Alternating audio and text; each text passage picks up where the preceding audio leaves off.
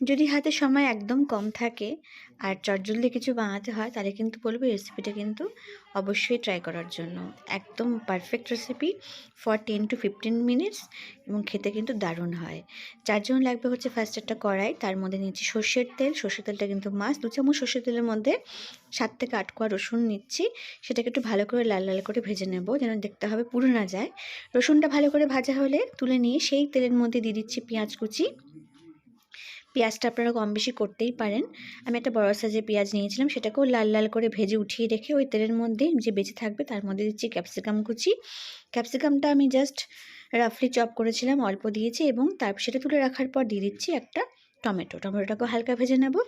এবার আরেকটু 3 চামচ মতন সর্ষের তেল দিয়ে আগে থেকে টুকরো করে রাখা বেগুনের টুকরোগুলোকে দেখুন জল দিয়ে ধুয়ে রেখেছিলাম, সেটাকে আমি দিয়ে অল্প লবণ দিয়ে ভালো করে ভেজে নেব ইন দ্য সেন্স এটাকে কিন্তু হালকা আঁচে ভাজতে হবে। দেখুন একদম কিন্তু সুন্দর নরম হয়ে গেছে।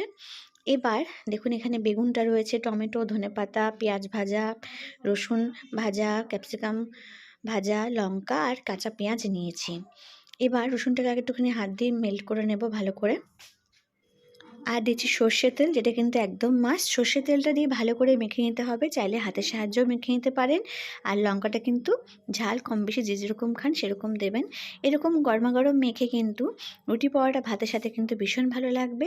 আর এটা কিন্তু লাঞ্চে বা টিফিনে আপনারাও কিন্তু প্যাক করে দিতে পারেন।